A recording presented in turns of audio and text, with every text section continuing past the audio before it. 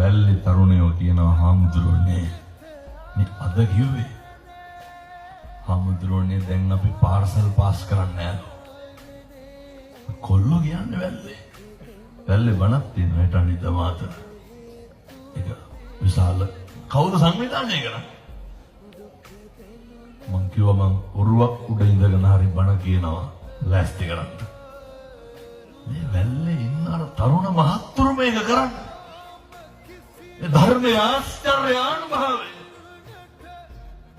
තරුණයන්ට මේවා තේරෙනවා. මේවා දැනෙනවා.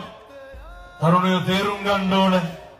අවුරුදු 25ක් වෙනකොට සමහර කොල්ලෝ ඉන්නව අතේ දාන්න බ්‍රේස්ලට් එකක් නෑ. අවුරුදු 25ක් යනකොට ගෙදර টয়ලට් එකේ දොරට ගහලා තියෙන රීප්ප පටි දෙකකුයි තහඩුව. කොල්ලට අවුරුදු 25. බීපු සිගරට් ගොඩනල්ලා එක්කම කරුවා.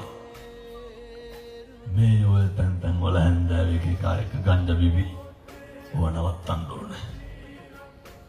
අපේ පොඩි කොල්ලෝගේ සාක්කුවල බීඩි තියෙන.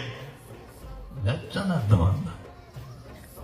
සමහර කොල්ලෝ ඉන්න හාමුදුරනේ වැසිකිලි යන්නේ නැලු බීඩියක් නැත්තම් උදේට. මේ හොඳ තරුණයෝ වුණාම හොඳ පෙනුමක් හොඳ පෞරුෂයක් හොඳ අභිමානයක් තියෙන්න බෑ. හැමදාම හැංගිලා ඉඳලා හරියනවද නැහැ? කුඹුරු හැඩ කෙරුවක් ඒවා බොහොම ගරු ගාම්භීර විදියට කරන්න ඕන. අපි කියන්නේ සේරටම දොස්තරලා ඉංජිනේරුවෝ වෙන්න එහෙම නෙමෙයි. අර බුදුහාමුදුරුවෝ උගන්වපු කවුද මේවා කියන්නේ?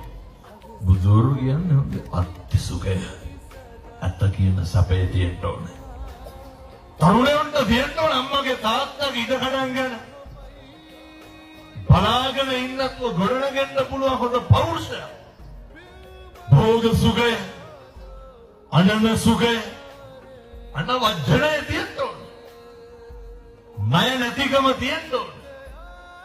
මෙහෙම ගොඩනගෙන්න. කවදානම් පින්නතුනේ එක මිනිස්සයා පිටිපස්සේ ගියලා අපි හැදෙන්න